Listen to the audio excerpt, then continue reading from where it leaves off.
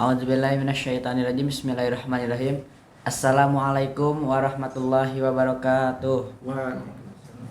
Alhamdulillahirabbil alamin wa bihi nasta'inu ala umurid dunya waddin. Wassalatu wassalamu ala asrofil anbiya'i wal mursalin wa ala alihi washabbihi ajmain, amma ba'du.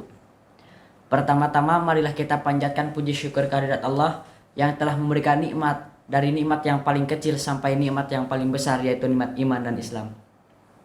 Yang kedua, tak lupa sholawat berbingkisan salam, tak lupa kita hadiahkan kepada junjungan alam, Habibi wa Habibana, Kanjeng Nabi Muhammad Sallallahu Alaihi Wasallam. Karena jasa beliaulah kita dapat hidup di zaman ini, zaman yang penuh dengan ilmu pengetahuan dan teknologi.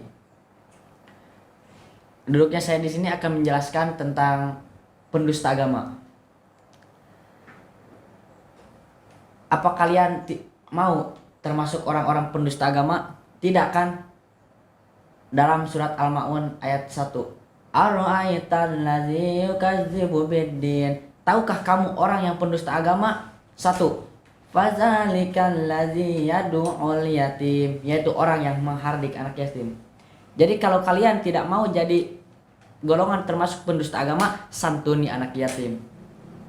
Maka ada cerita ketika Idul Fitri, baginda kita Nabi Muhammad SAW keluar dari rumahnya. Ingin menuju ke masjid melaksanakan sholat Aid. Ketika di tengah jalan, beliau melihat ada anak-anak pada bergembira menggunakan pakaian baru, bermain bersama. Namun beliau melihat ada satu anak seorang diri, nampaknya murung, sedih, tidak mengenakan pakaian baru. Kemudian Rasul mendekatinya dan menunda kepergian Rasul untuk pergi ke masjid. Lalu ditanya anak itu, kenapa kamu tidak main bersama mereka, teman-temanmu? Anak ini yang berusia 4 tahun kurang lebih tidak mengetahui bahwa yang bertanya ini adalah Rasulullah SAW.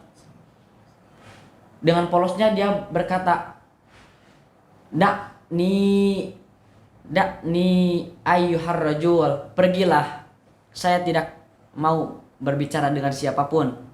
Pergilah Rasul.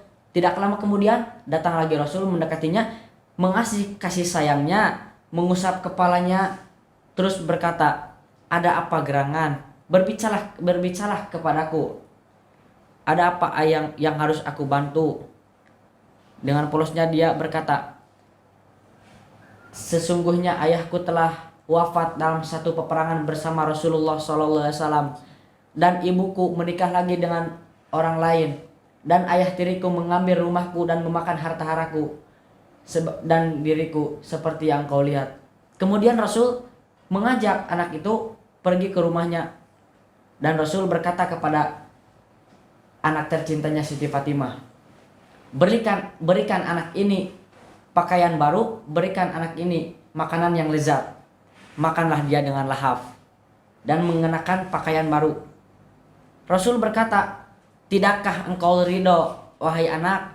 Aku Rasulullah Shallallahu Alaihi Wasallam pagi ini menyatakan aku sebagai ayahmu, Ummul Mukminin sebagai ibumu, Siti Fatimah kini jadi saudarimu, Al Hasan Al Husain kini jadi saudara-saudaramu, dan Ali kini jadi pamanmu.